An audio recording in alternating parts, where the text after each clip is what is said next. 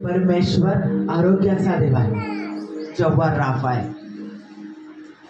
आणि आपल्याला बघायचं आहे 38 वर्षाचा दुखणेकरी, 38 वर्षाचा दुखणेकरी तो कसा बरा झाला आणि त्याच्याद्वारे परमेश्वर कसा सांगत आहे, मी तुमचा जव्हार राफा आहे, तुम्हाला आरोग्य देणारा देव आहे, तुमच्या जीवनाच्या प्रत्येक विभागात मी आरोग्य देणार आहे, रिस्टोरेशन करणार आहे. ते आपण पाहू. आता सगळ्यात महत्वाची सूचना करणार आहे की येशू ख्रिस्त हा जिवंत शब्द, योहानाचा 1 अध्याय 1 वचनात लिहिलेला आहे. तो शब्द देह झाला, त्याने आम्हामध्ये वस्ती केली. तो जिवंत शब्द आहे आणि लिहिलेला शब्द म्हणजे देवाचं वचन. लिहिलेला शब्द म्हणजे देवाचं वचन आणि या शब्दामध्ये प्रचंड कार्य सामर्थ्य आहे. हे वचन कार्य केल्याशिवाय परत पाठीमागे येत नाही. याचा 55 अध्याय आणि 11व्या वचनात सांगितलेलं आहे की मी माझं वचन कार्य केल्याशिवाय परत पाठीमागे येत नाही. त्याचं वचन आमच्या जीवनात कार्य करतच करतं. म्हणून ते वचन काळजीपूर्वक ऐकायचंय. ज्या वेळेला आम्ही ते ऐकतो, आमच्या कानात ते येतं, आमच्या मेंदूपर्यंत ते जातं, त्याच वेळेला कार्य करायला सुरुवात होते. त्याच वेळेला आमचं जीवन बदलायला सुरुवात होतं. त्याच वेळेला आम्हाला आशीर्वाद मिळायला सुरुवातच होते. फक्त ते वचन स्वीकारायचं आम्हाला. म्हणून कान देऊन प्रत्येक शब्द न शब्द ऐका. हे प्रत्येक शब्द जिवंत आहे आणि प्रत्येक शब्दात सामर्थ्य आहे. योहानाचा 5वा अध्याय 1 ते 9 लक्ष देऊन ऐका. त्यानंतर यहुद्यांचा सण होता, तेव्हा येशू वर यरुशलेमेस गेला. यरुशलेमेत मेंढे दरवाजाजवळ एक तळे होते, त्याला इब्री भाषेत बेथसाइदा म्हणत. त्याच्या जवळ 5 पडव्या होत्या.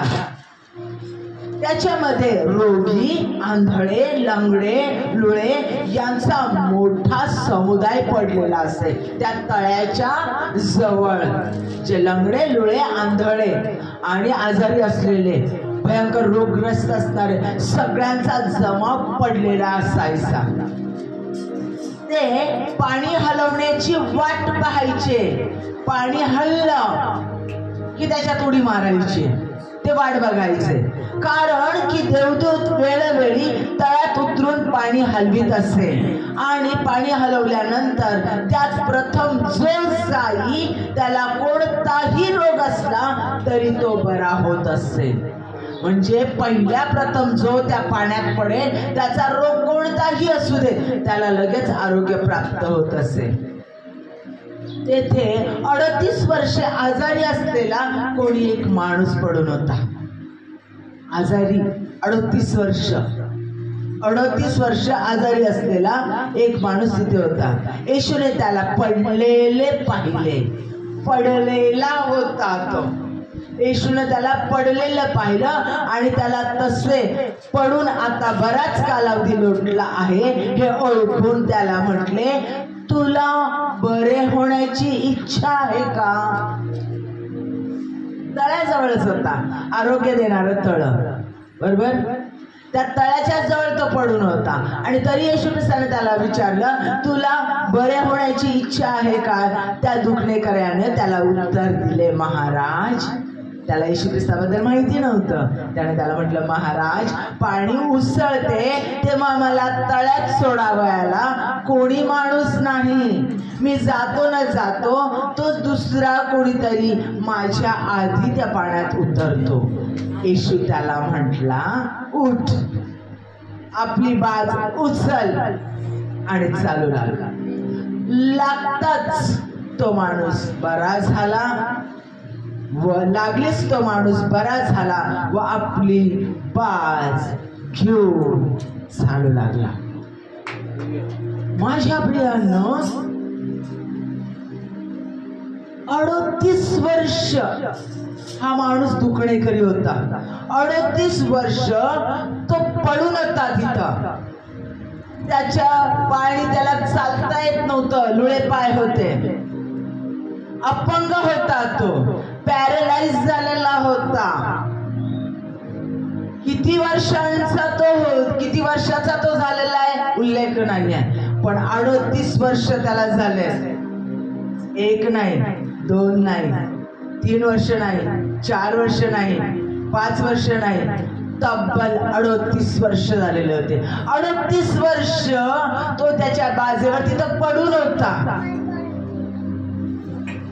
आणि बेतसैदा हे तळ असं होतं की त्या तळ्यामध्ये देवदूत कधी यायचा आणि पाणी हलवून जायचा, वेळोवेळी येऊन हलवून जायचा. जो त्याच्यात उडी टाकेल, जो पहिल्या प्रथम पडेल, तोच बरा व्हायचा.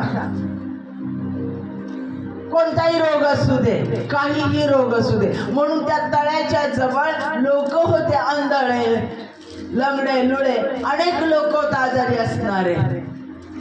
आणि ज्या वेळेला याला विचारलं त्यावेळेला काय सांगितलं त्यानं, मला टाकायला कोणी नाही आहे त्या पाण्यामध्ये.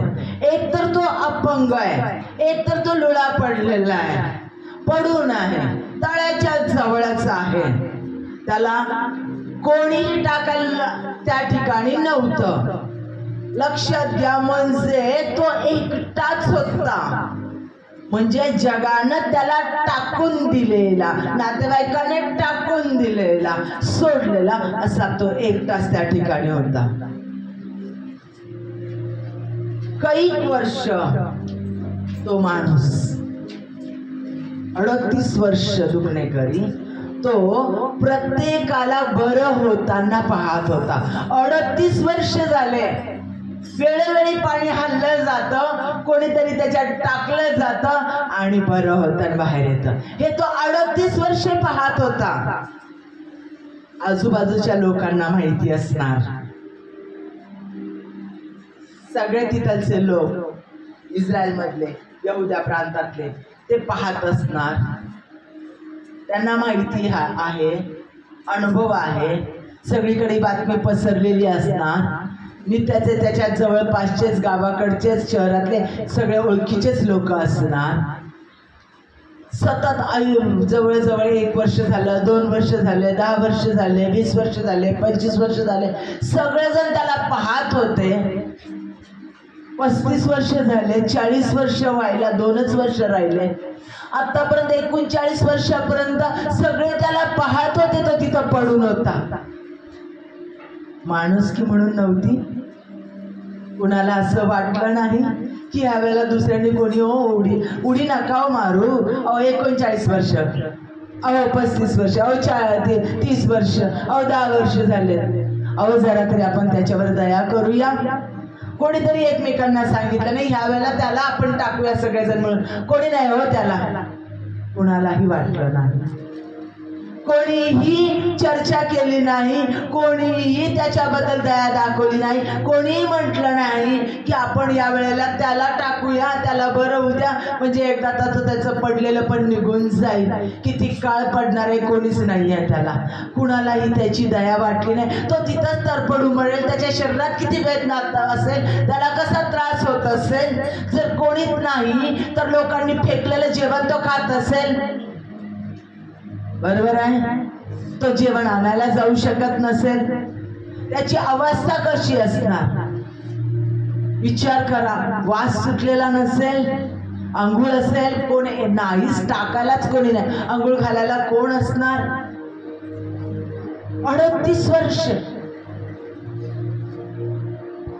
त्याच्या सगळ्या क्रिया कशा करत असणार तिथल्या तिथे. तो वास असेल, कोणी त्याच्या जवळ जात नव्हतं, कुणाला चर्चा करून त्याला जवळ हात लावायची इच्छा नव्हती. कारण त्याच्या बाकीच्या लघवी करणं, संडास करणं, बाकीच्या क्रिया त्याच्या जागच्या जागी होत असणार. तेवढ्या बाजून पण कोणी त्याच्याकडे फिरकत नसणार. कारण तो सरकत पण त्या तळ्यामध्ये उडी टाकू शकत नव्हता. तो विकल झालेला होता, अपंग होता, तो असहाय्य होता, तो टाकलेला होता. त्याच्याकडे कोणी टुमकून पाहत नव्हतं. म्हणजे दया करण्यासारखी त्याची स्थिती लोकांना वाटत नव्हती, तर घृणा करण्यासारखी स्थिती. खाणवा नको तिथं, नको त्या बाजूला, लोक कोणीच त्याच्याजवळ थांबत नव्हते, अशी त्याची स्थिती होती. तो हतबल झालेला होता, हेल्पलेस होता, मदतहीन, असहाय्य होता, पण तो विश्वास होता. माझ्या प्रियानो, त्यानं गिवअप केलं नव्हतं, आशा सोडून दिलेली नव्हती. तो होपलेस नव्हता, हेल्पलेस होता, मदतहीन होता, पण आशाहीन नव्हता. त्याला आशा होती, त्याला विश्वास होता, विश्वासानं तो थांबलेला होता. तो कुणावर चिडला नव्हता, रागावला नव्हता, तो म्हटला नव्हता अरे काय धार्मिक समजतात, कोण समजतात, तुम्हाला दया नाही आली माझी. एवढे वर्ष स्वतःला टाकतात, उड्या घेतात, ह्याला त्याला टाकतात, मला तुम्ही का नाही टाकलं. त्याला राग नव्हता, त्याला द्वेष नव्हता, त्याला तिटकारा नव्हता. त्याला ते लोक त्याच्या समोर बरे होऊन जात होते प्रत्येक क्षणाला, त्यांचा जलस त्याला येत नव्हता, हेवा त्याला वाटत. विश्वासात स्थिर होता. लोकांना आनंद मिळतोय, आरोग्य मिळतंय, अरे तो बरा झाला, अरे हा गेला, त्याला बोलता येत होतं, तो 100% परमेश्वर त्या ठिकाणी. लोक बरे होतात याचा त्याला बोलला त्यावेळेला त्याने कोणत्या व्यक्तीबद्दल चिडचिड व्यक्त केलं नाही, की आरडाओरडा केला नाही. बस 1 वर्ष नाही मिळालं, 2 वर्ष नाही, बस झाला, आता खूप झालं की नाही होईल. 12 वर्षाची दुखणेकरी रक्तस्रावी स्त्री, ते असह्य झालं. हा 38 वर्ष त्या स्थितीमध्ये पडून होता. आणि अशा नव्हतं, म्हणजे सगळ्या त्याच्या जवळच्यांनी. लक्षात घ्या, घाणवास, कारण कोणीच त्याच्या जवळ जाऊन त्याला थोडी तर माणुसकी वापरू शकले असते. कोणी तो झालेला होता. अशा परिस्थिती लुळा होता, पांगळा होता, घसरत पण तो टाकू शकत नव्हता. लंगडा असता तर लंगडतल्या असता.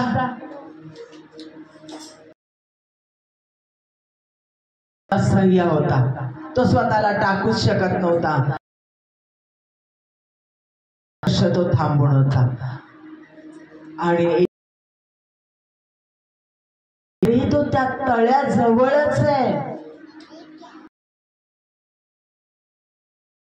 आणि तरी येशू ख्रिस्ताने त्याला विचारलं आहे का. त्याने काय कळलं, असं कसं तळ्याजवळ आहे हो, तुम्हाला कळत कसं नाही. त्यानं म्हटलं महाराज की हा माणूस माझी विचारपूस करतो, कोणी माझी म्हणजे हा मला तळ्यात टाकू शकेल, म्हणून त्याला सांगतो तरी आहे, मला टाकायला कोणीच नाही हो. पाणी हलवतो त्यावेळेला पटकन कोणीतरी कोणीच नाही.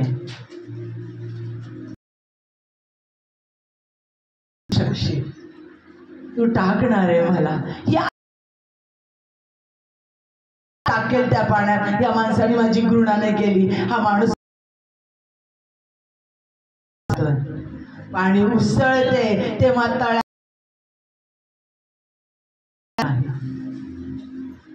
कोणीच माणूस बल, त्याचं असह्य स्थिती त्याची शब्दातून व्यक्त झाला. परमेश्वराला, येशू ख्रिस्ताला तो ऐकायचा होता. ज्या वेळेला तिथे ज्या वेळेला सगळी आशा संपलेली आहे, तिथं थांबलेला आहे, त्याचा विश्वास आणि त्याची सगळ्या जगाने ओ देत नाही, त्या वेळेला येशू त्याच्या जवळ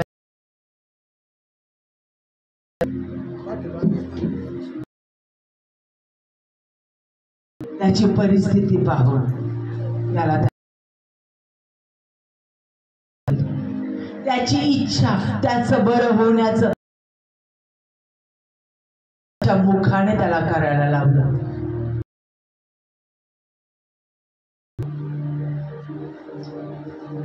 ज्या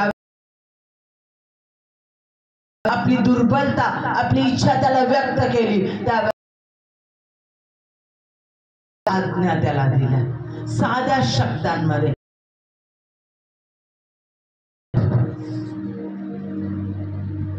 आपली बात चालू लाग, तीनच उठ, आपली बाज. माझ्या प्रियांनो, तो उठून चालू लागला. आशा तर त्याला होती नव्हता, त्यानं खचला नव्हता, वाट पाहून होता. आज तो देवा आणि परमेश्वरात आपण ह्या तिन्ही गोष्टी, राईज, उठ केली.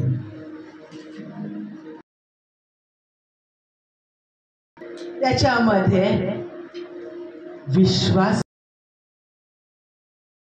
गिव्ह अप केलेलं नव्हतं. त्याला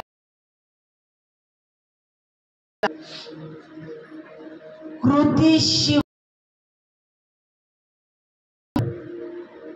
त्याला सांगितलं उठायला लागला. आमच्या जीवनामध्ये अशा कितीतरी गोष्टी आहेत, वाईट अशा अपेक्षा आहेत, रोग आहेत, आजार आहेत, विवाद आहेत, चिडचिड आहेत, वाईट गांजा, सिगारेट, तंबाखू आहेत.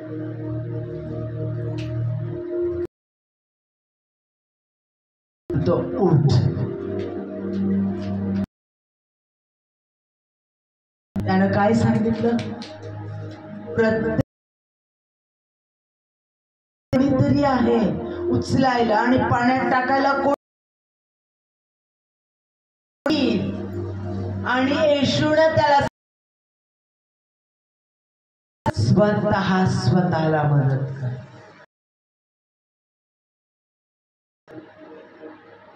पास्टर आमच्याकडे होता आणि देव काय सांगतो? उठ. स्वतःला मदत कर. स्वतः परमेश्वर आमचं रिस्टोरेशन करतो,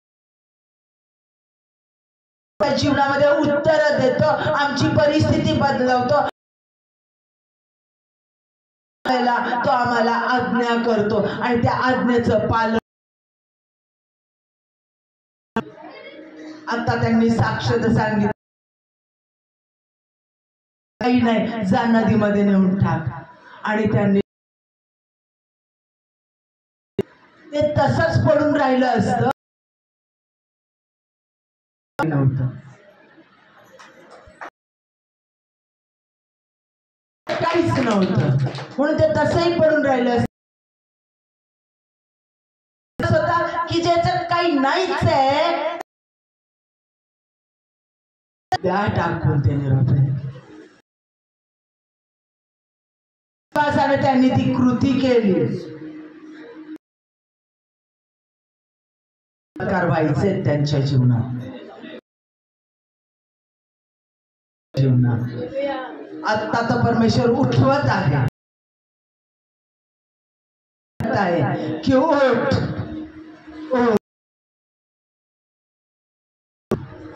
देवाच्या कार्यासाठी ओठ. आरोग्य नाही, ओठ.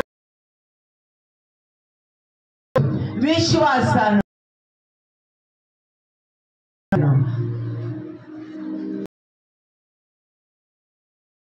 होती त्याची निर्बलता, बंधन तोडून टाकण्यास तोच समर्थ होता. कारण आमच्या मध्ये येशू ख्रिस्त आहे. तो आरोग्य देणारा देव, जो पुरवठा मंत्री, गरजांची पूर्तता करणारा, आमचा क्षमा बदलवणारा, समय बदलवणारा, अशक्य गोष्टीला हसून पाहून आमच्या मध्ये आहे. आमच्या शरीरात राहतोय तो आम्हाला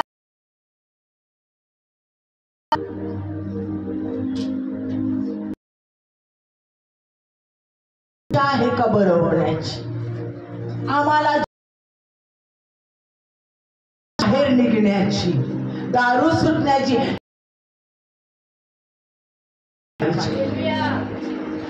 गुटखा सिगारेट सुटण्याची. होय येशू माझी इच्छा. ह्याला उठ न म्हणता मुखाने, मुखामध्ये जीवन आणि मृत्यूचं सामर्थ्य देवाने दिलं आमच्यामध्ये येतो. आम्ही जे काही येशूच्या घडता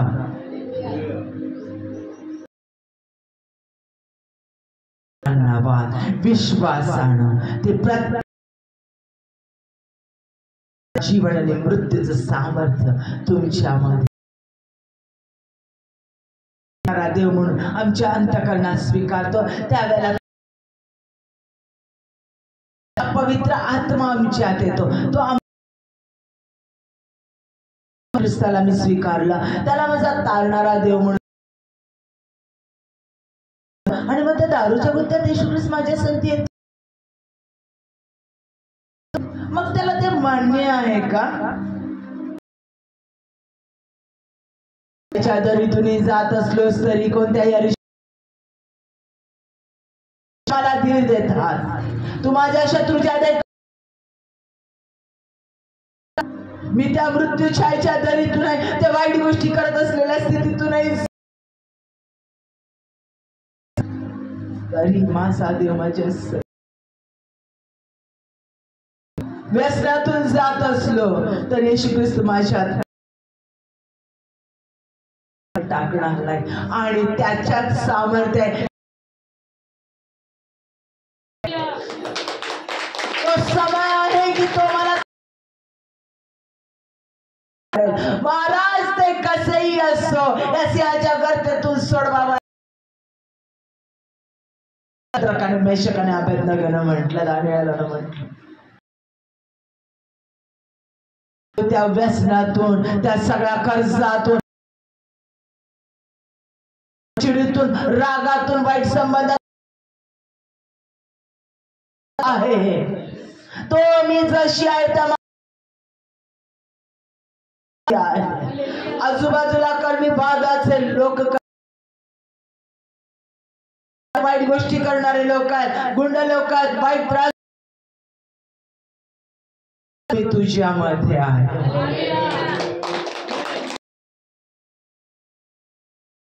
कारण परमेश्वर म्हणतो उठ, त्याच्यातून मी तुला काढेल. आणि तो बाहेर काढतोच काढतो. त्याचं उदाहरण मी तुम्हाला सांगते. होता, त्याला भयंकर भयंकर सिगारेट होता। त्याच्या घरातले सगळे धार्मिक आणि त्यांना कुणालाच माहिती नव्हतं, इतका धूर्त होता, इतका। 2 ते 3 वर्ष झाले तो सिगारेट पित होता। चेन स्मोकर झाला होता आणि त्याला प्यायचा त्यावेळेला त्याला खूप गिल्टी व्हायचं। माझ्या आईला तर माझ्या आई लोकांसाठी अशा प्रार्थना करते, अशी त्यांची व्यसन सुटतात। माझं तर तर तिला काय धक्का, तो कुणाला सांगू शकत नव्हता, कोणत्या मित्राला, आणि त्याला ते असह्य झालं होतं। आणि त्याने एका आहे असं नाही, हे मी सोडू शकत नाही, याबद्दल आभार मानते, कारण हे सोड बाबा, तू छायच्या घरातून जात असलेस तरी तू माझ्या असं त्यानं तो मेसेज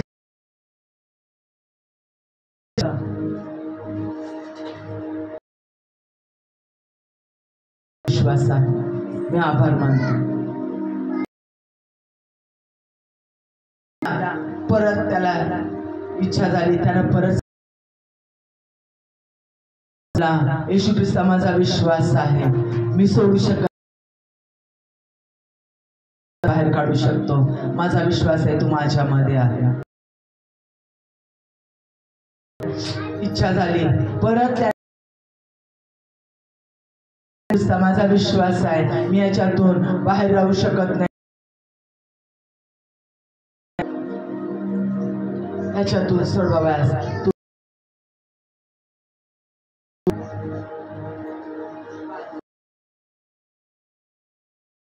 दुसऱ्या दिवशी झालं, तिसऱ्या दिवशी झालं,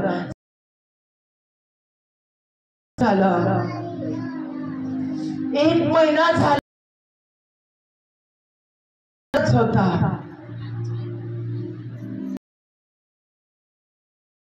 विश्वासानं प्रार्थना करतो आणि तर येशू ख्रिस्तानं कुठं सोडवली, तो कुठं तुझं ऐकतो?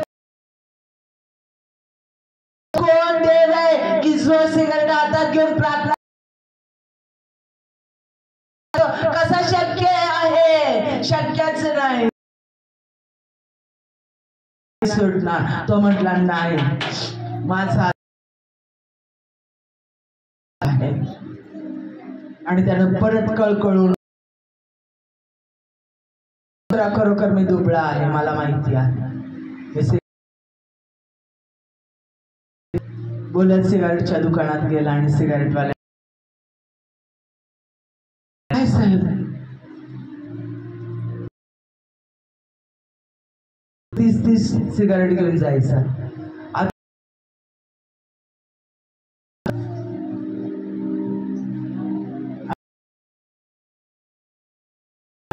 खरंच की ह्याच्याकडून तर मी फक्त नाही घ्यायला, आणि ह्याच्याकडून नाही, मी फक्त 10 मला आता 10च लागतात, म्हणजे माझ्या कमी झाला, त्या सोडलेली आहे। मी तुझे आभार मानतो। सिगरेट हातात घेण्याची इच्छा झाली नाही, इच्छा झाली नाही, आणि तो सिगरेट मधून बाहेर आला, म्हणजे तो सोडूच शकत। मंडळीला माहिती आहे चेन स्मोकर म्हणजे, आणि तो त्याच्यातून बाहेर आला। परमेश्वर त्यानं कधीच घेतली नाही, आणि तो परत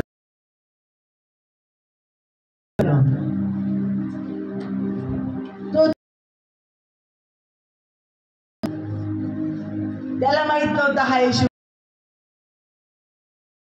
त्यानं आज्ञा केली की उठ म्हणून, त्यानं याला आज्ञा केली, हे माहिती नव्हतं, पण त्याच्यानंतर विश्वास होता आणि विश्वासाने तो अंगत्वातून त्याच्या त्या असह्य स्थिती, अरे मला उठता येत नाही, मला सरकता असते की नाही, एवढ्या 38 वर्षात सरकत मी त्या म्हटलं तर मी उठून मग त्याच वेळेला उडी मारली नसते का? कसा नाही, प्रश्न विचारला नाही त्यानं. म्हण जेव्हा देव आम्हाला म्हणतो तुझी सिंहण्याचे कडे धूळ सटक, तुझा राज धूळ सटकणं आज्ञा पालन, रिस्टोरेशन होण्यासाठी, पुनरुत्थान, जीवन बदलण्यासाठी, आमच्या जीवनात आशीर्वाद अत्यंत महत्वाचा आहे. आपली बाजू उचल,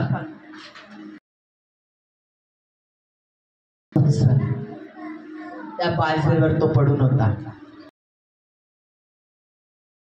स्थान होतं, ती बाज त्याचं कम्फर्ट होतं.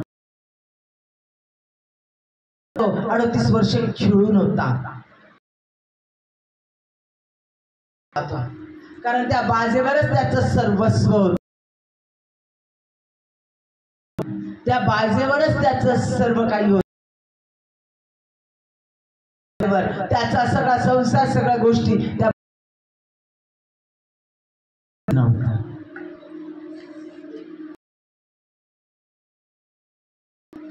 उठल्यावरती बाजू चालली. माझ्या प्रियांना, तो मदत करल, ती व्यक्ती येईल मदत, ते माझ्याच मिनिस्ट्रीला मदत करल, हे मला पास्टर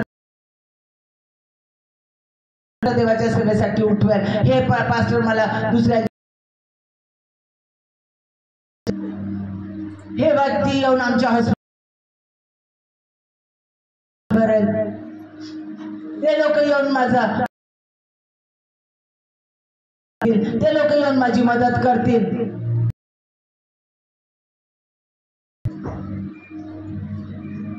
परमेश्वर सर्व बलस्थान, ज्या ज्या गोष्टीवर तुमचा विश्वास, ज्या ज्या गोष्टीचं तुमची बलस्थान आहे, हे माझे मित्र, हे माझे लेकरं, हे माझे लोक मला मदत करतील,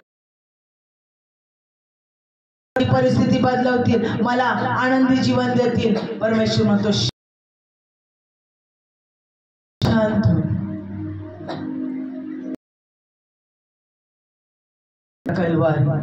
तो परमेश्वर, तो तुम्हा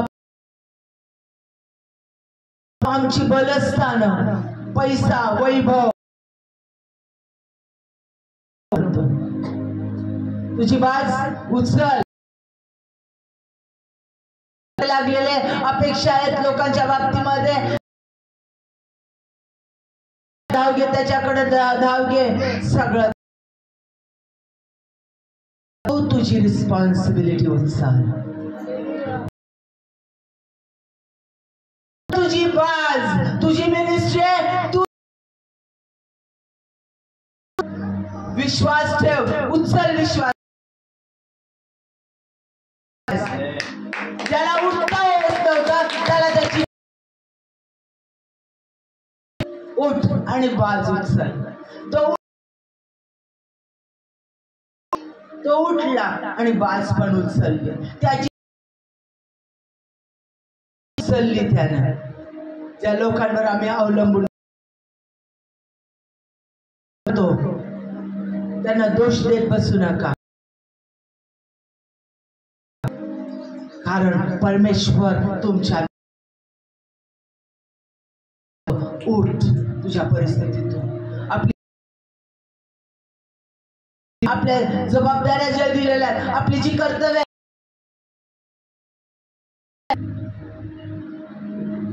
त्याची हे करेल मला,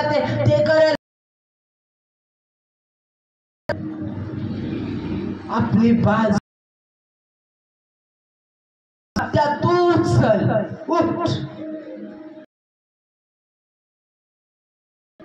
तिसरी गोष्ट चालू लाग. बाजू चल. चालायला लागलं. पुढे जा.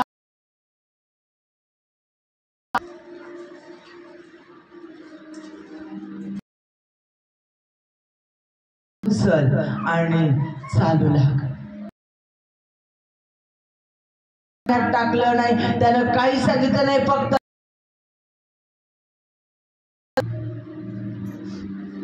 ज्या गोष्टी त्याला थांबवणारी बाज रिकाम टेकडा लेझीनेस आळशीपणा होणार आशा आणि विश्वास ठेवून शांत लोळत पडलेला झोन आरामाचं स्थान आणि चालायला लाग. चालू लाग. चालले आणि तो चालू लागला. महत्वाच्या आमच्या जीवनामध्ये तो आम्हाला आमच्या जबाबदाऱ्या स्वतःला घ्यायला लागतो. पाहू नको स्वतःच्या दुर्बलतेकडे, स्थितीत आळशीपणा आणि बसू नकोस. तुझ्या जबाबदाऱ्या चाल पुढे. आमच्यातली परमेश्वरांना आवडण्या घे आणि पुढे चालू लाग. आणि उठला जो सरकू पण शकत नव्हता. उठला त्या बाजेतून कम्फर्ट पडून राहिलेला स्वप्न बघत बसले ती बाजू तो बरा झाला. प्रियानो पुढे असं सांगितलंय की तो नंतर येशू ख्रिस्ताला परत तो भेटल्यानंतर येशू ख्रिस्त आता परमेश्वरानं बरं केलं आहे, परत पाप करू नको.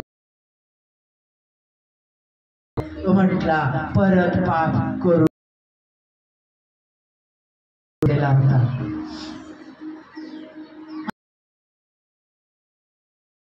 गोष्टी त्यानं पाडल्या.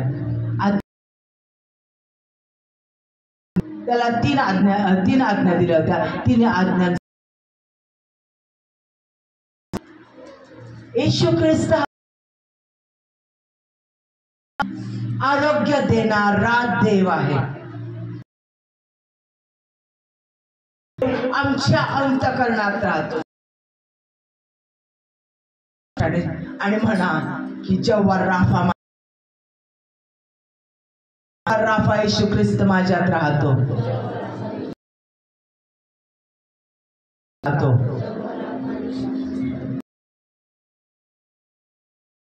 देणारा देव जेव्हा प्रॉस्पेरिटी देणारा संपत्ती माझ्यात राहतो. येशू ख्रिस्त माझ्यात राहतो. परिस्थिती बदलवणारा, समय बदलवणारा, अशक्य गोष्टी सार्वभौम सॉवरिंग लॉर्ड माझ्यात राहतो.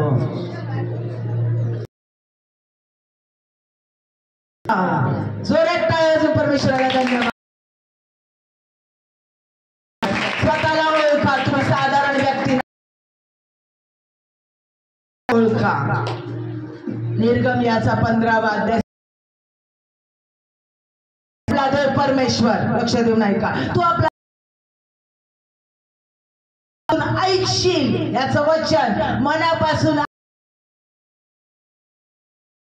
म्हणजे जे चांगलं ते करशील. मानशील, त्याच्या आज्ञांना कान देशील, तर मिस्री लोकांवर एकही मी तुझ्यावर पाठव. रोगमुक्त करणारा परमेश्वर आहे. पहिल्या प्रथम यहोवा राफा म्हणून या वेळाला यहोवा राफा म्हणून बायबल मध्ये त्यानं सांगितलं. निर्गम याचा 15वा काढा आणि त्याच्यामध्ये इस्रायल लोकांची आनंदाचा गजर करत ते बाहेर आले. समुद्र त्यांच्यासाठी दुभागला बाहेर आले आणि त्यांच्या पाठीमागे असणारे सगळे मिस्री लोक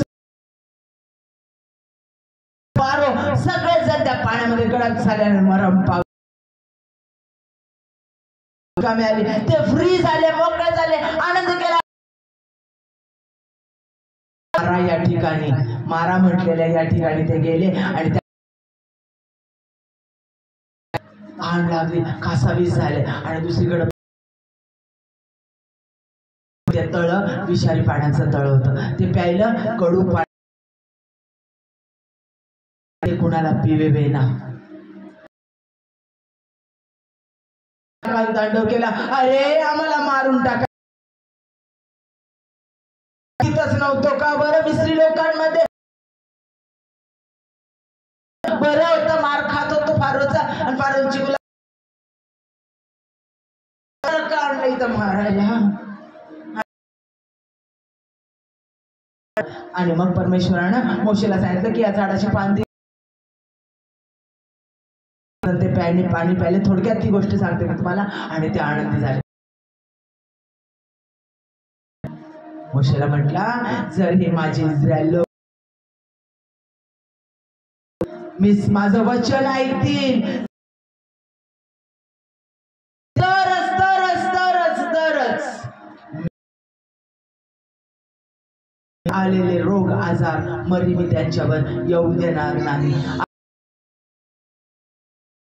कोणत्या आजारांना ऍक्सिडेंट मध्ये कुठं तुम्हाला मरू, सगळ्यात मोठी साक्षी आहे, कारण त्याच्या कार्य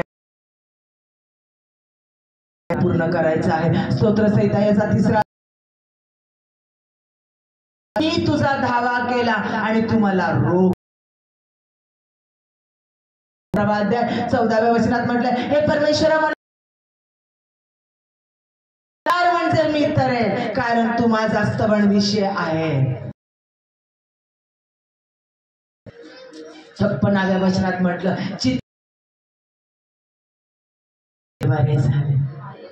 माझा हात दुखतात, माझी कंबर दुखते, माझे पाय असू दे, कॅन्सर असू दे, हार्टचा प्रॉब्लेम असू दे आणि स्किन डिसीज असू दे, कोण असू दे, डोळ्याची अंधता असू दे, परमेश्वर बरं करण्यास सामर्थ्य तितके बरे झाले, तितके बरे झाले. कारण परमेश्वराचं word and I will heal your disease.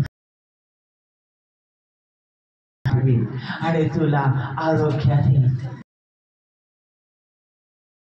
तुझ्याकडे पाठवेल आणि तुला आरोग्य.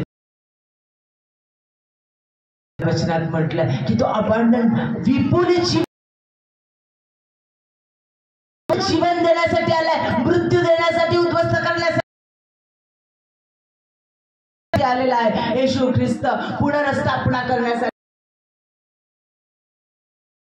आनंद देणं आवडतं. त्या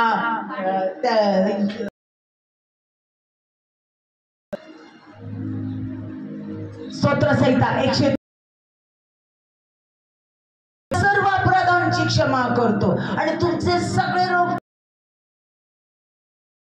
अपराधांची क्षमा करायला आवडतं. त्या आई वडील, आमचे लेकरं, आमचे आई बाप, आमचा पाप ऐकून आणि बघून क्षमा करून आम्हाला त्या घाणीतून बाहेर काढायला आरोग्य देण्यास आवडतं. त्याला आम्हाला आनंद,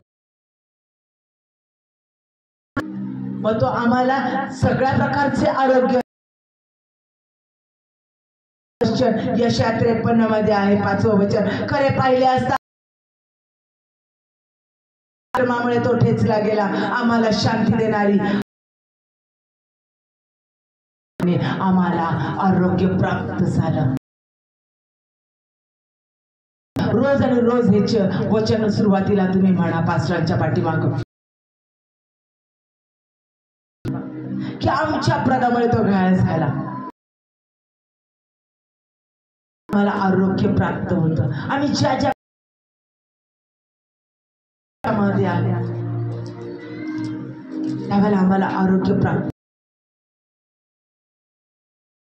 तो आम्हाला आरोग्य स्पिरिच्युअल, तो आम्हाला आरोग्य शारीरिक दृष्ट्या देतो. फिजिकल म्हणजे शारीरिक दृष्ट्या आरोग्य, कॅन्सर, स्किन डिझीज, हे सगळं रोग तो काय करतो, आमचं द्वेष, राग, कपट, चोरी, स्पिरिच्युअली तो आम्हाला आरोग्य देतो. द्वेष असतं एकमेकाला खाली पाडणं, हे आमच्यातून तो काढून टाक.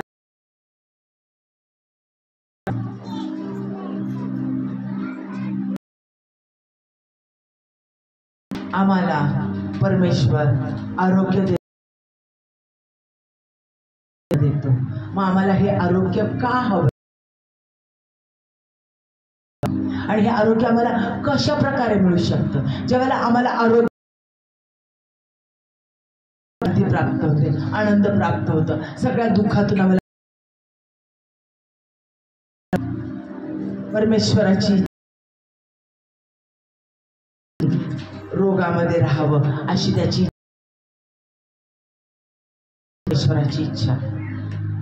मग आता काय हवंय, काय केलं पाहिजे? सगळ्यात पहिलं मला आरोग्य हवं आहे. माझ्या प्रिय व्यक्तीच्या जीवनात आरोग्य हवं. सगळ्यात महत्वाचे माझ्या घरामध्ये आरोग्य हवं आहे. जे त्रास होतो, एकमेकांना आदळपट होतं, एकमेकांचा तिटकारा होतो, इमोशनल आरोग्य, शांती मिळवून घ्यायची असेल, मला काय पाहिजे? विश्वास. चमत्कार केले आणि प्रत्येक चमत्कारामध्ये ते प्राप्त झाला आहे.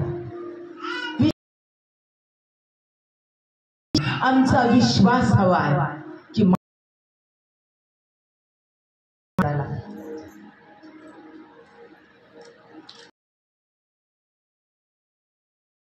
तो माझ्या पदकास तो मला घेण्यासाठी परत येणार आहे. आज तो स्वर्गात बस. तू देव आहेस, मी कबूल करते येशू तू देव आहे. त्याला माझ्या अंतःकरणात घेते, त्यावेळेला तो माझ्या अंतःकरणात, तो माझ्या अंतःकरणात आहे. तो जेव्हा माझ्यामध्ये आहे, अशक्य गोष्टी शक्य करणार देव तो माझ्यामध्ये आहे. हा माझा, तो माझ्यात राहतो. तो जर राहू शकत नाही, रोगिष्टपणा राहू शकत नाही, राग राहू शकत नाही, पाप राहू शकत नाही, व्यसन राहू शकत नाही, कारण तो पवित्राचा देव माझ्या डोक्यावर हात ठेव म्हणेल की तो जवळ राफा माझ्यात आहे. हरवू शकत नाही, मला सैतान पाडू शकत नाही, मला तो याच्या जे माझ्या शरीराच्या अवयवांसाठी, जे माझ्या लिव्हर शरीरासाठी घातक आहे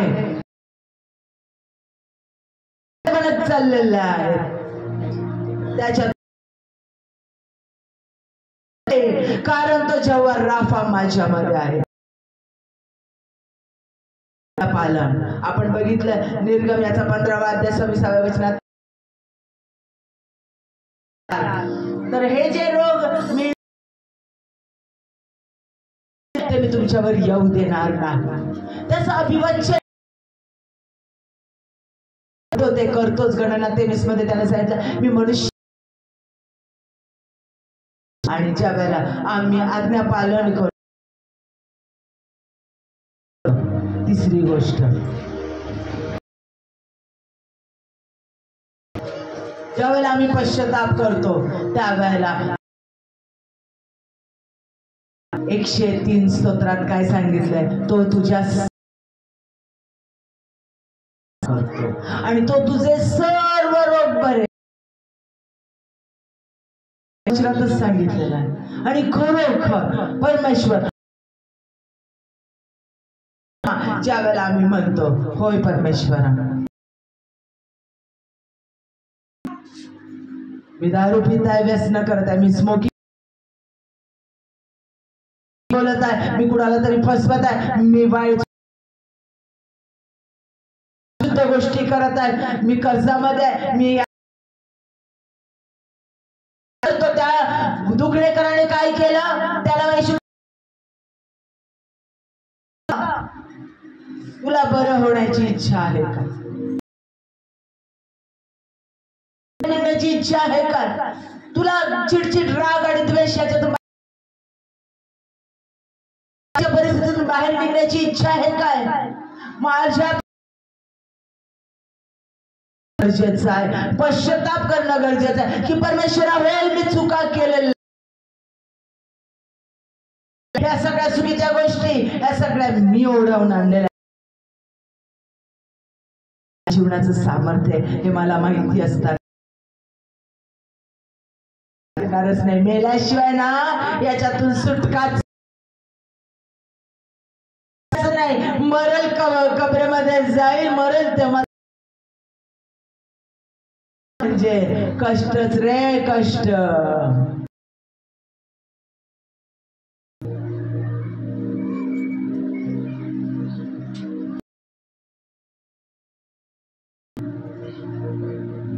अरे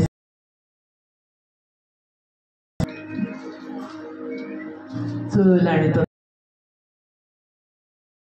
रांदा उष्टी काढा, बाबड कष्ट करा, राब राब राबा लेकरांसाठी. हे जीवन याच्या पलीकडे काही नाही. अरे तुम्ही मुखाने तुम्ही ते बोलता तो आनंद कुसळे आदामाने त्याच्या पापामुळे आणलेले त्याचं सामर्थ्य दिलेलं आहे, तो आनंद देणारा देवा घरात रोज पार्ट्या होत असे, भोजन घेत असे, परमेश्वराचं स्तवन करत असे. आज स्तवन करून वचन ऐकून नंतर काय करणार, तुमची काय आहे, पार्टी आहे, पार्टी करणार आहे चर्च मध्ये, बरोबर आहे ना. गाऊन ती अशुद्ध सैतानाची पार्टी, वचनाची भाकर मोडणं आणि एकत्र येऊन कानन आनंद करणं. माझ्या योबाच्या घरामध्ये रोज आणि रोज सगळ्यात रिच होता, सगळ्यात श्रीमंत होता. दावीद सगळ्यात श्रीमंत होता, श्रीमंत केलं पैसा,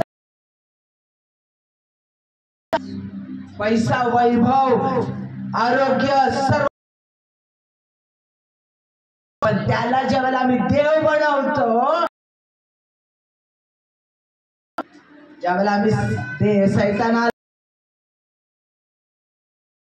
पैसा आला, माझं कोण काय करू शकत, आमच्या समोर उभं राहण्याची, आम्ही कोण लोक आहेत,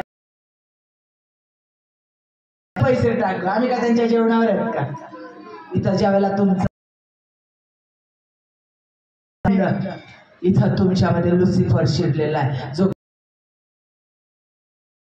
आणि तो त्याच्या कार्यासाठी आम्ही वापरणार आहोत. ज्यावेळेला आम्ही एकत्र येतो, एकमेकांवर प्रेम करतो, त्यावेळेला तो अजून वाढीस लागतो. ज्यावेळेला आम्ही नम्र राहतो, आलेल्या उत्पन्नाचा 10 पैसा आम्ही मंदिरात, सगळा आशीर्वाद आम्हाला प्राप्त होतो, तो तुमच्या 10व्या हिश्श्यानं. याला त्याची गरज नाही, त्यानंच सगळं दिलं. मंदिरात आणावं, जेणेकरून मंदिरामध्ये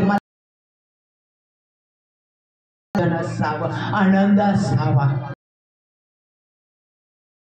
करतो त्यावेळेला देव आम्हाला अधिक आशीर्वादित करतो. माझ्या प्रियांनो, ज्यावेळेला आम्ही का परमेश्वराच्या समोर, पुढे मनुष्यासमोर कबूल करायचं, गोष्टीने तुम्हाला टॉन्टिंग करायला, बरोबर आहे ना? अगं तू तर अशा गोष्टी केल्या होत्या ना, तुम्ही केल्या नव्हत्या का त्या वेळेला? तुम्ही म्हटलं आणि म्हटलं होतं नाही का, तुम्ही चालला होता तिच्या माग, असा भरोसा बिचाऱ्याने सोडलेलं असेल राहते. करताना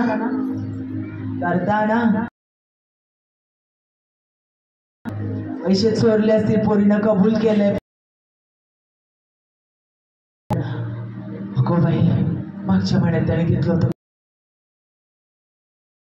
मी कधी करणार नाही म्हटलं, पण आज पण गेले त्याच्यातले 10 रुपये.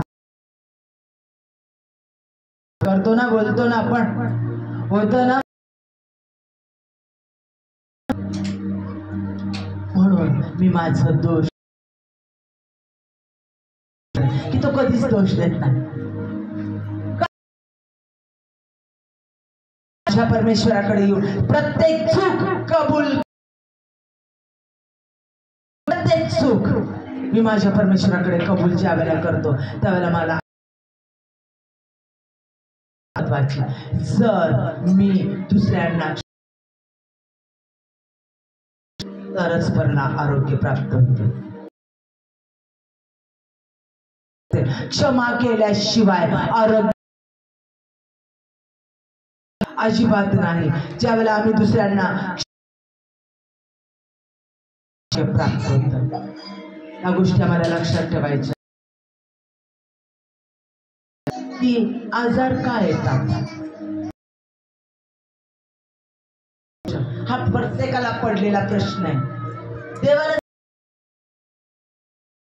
त्याच्या सामर्थ्याने आम्ही बरं होणार आहे, मग देवाने कशाला आणू द्यायचे? कान देऊन लक्ष द्या. परमेश्वर दिलेला नाही. आजार तो आणत तो आजार थांबवू शकतो, पण तो योबाला त्याने सांगितलं सगळं काही तू कर, पण त्याच्या प्राणाला हात लावू नकोस. मग त्याला गळवी आहे. सैतान आजार आणतो का होऊ देतो, अनेक गोष्टी आहेत.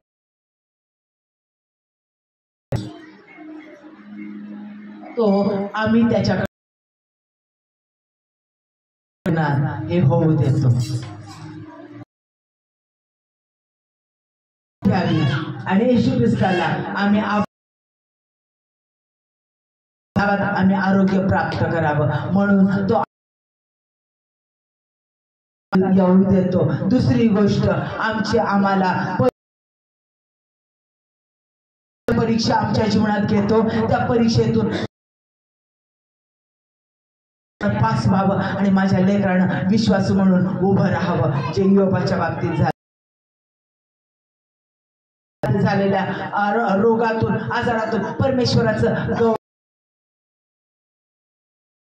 विडलंय, पाप केलं म्हणून झालंय, अरे झाला, अरे परमेश्वराने, कारण परमेश्वराच्या सेवकानं ज्या वेळेला केलं त्यावेळेला त्याचं कॅन्सर घेतलं आणि देवाचं गौरव झालं म्हणून साक्षी घेतली। हार्ट अटॅक आला, त्याच्यातून परमेश्वराने वाचवलं आणि बरं केलं। गौरव होण्यासाठी देव आमच्या जीवनात आजारी राफा कसा आहे, तो जेव्हा राफा माझ्यात राहतो, मी कोणी नाही तर मी प्रार्थना केली स्वतः आणि त्याने जेव्हा राफा माझ्यात आहे आणि तो माझ्यामध्ये कोणते रोगी आजार येतात। पुढची क्षमा करणं शिकवण्यासाठी आम्हाला परमेश्वर आमच्या म्हणजे पापापासून दूर राहण्यास वर्ष दुखणेकरी ज्या वेळेला पुढे गेला त्यावेळेला काय म्हणतो, सुखाने राहा, परत पाप करू नकोस। पाप करू मध्ये आजार येऊ देतो माझ्या प्रियांनो। आणि आज परमेश्वर आम्हाला सांगत आहे, आम्हाला काय हवं, आम्हाला विश्वास ठेवायचा आहे, पश्चाताप, आज्ञा पालन करायचं आहे, परमेश्वराकडे क्षमा मागायची आहे आणि करायची आहे। या गोष्टी आम्हाला विश्वासानं करायचं, मुखानं की येशू आम्हाला आरोग्य देतो, मग आमच्या जीवनात, आमच्या जीवनाच्या प्रत्येक विभागात तो आम्हाला, डोळे बंद करून ज्याला जमेल त्याने आपले हात वरती करा। हालेलुया,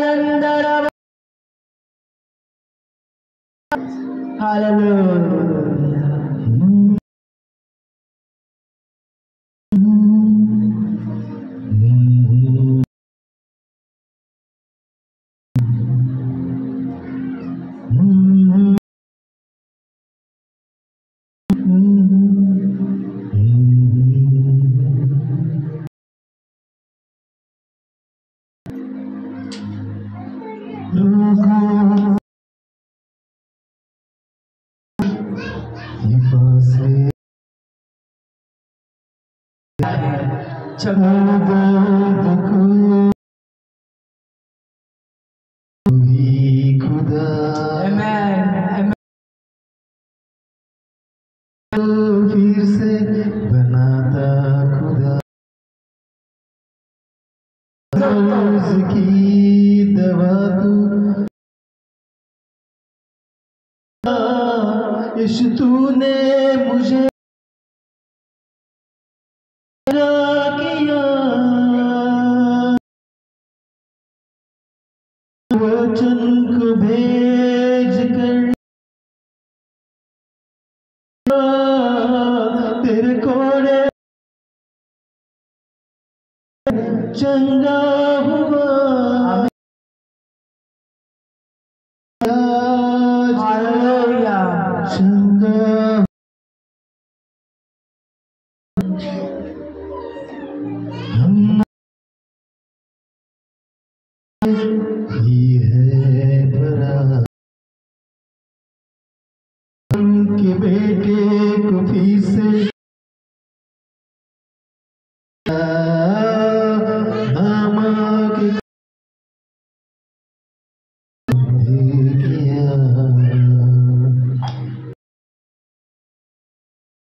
जीवन बढ़ा कर दिया मुझे छूकर अपने वचन को भेज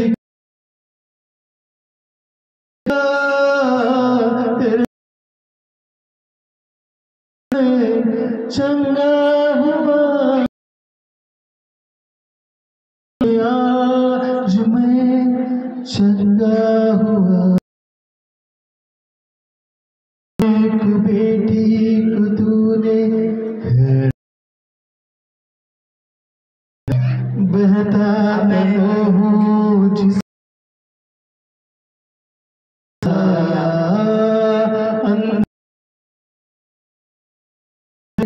देखता किया तूने तुरंत सीधा तूने मुझे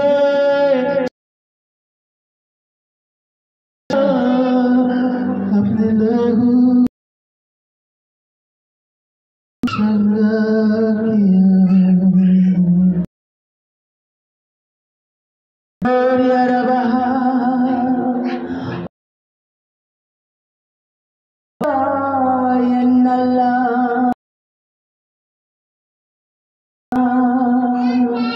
Relax.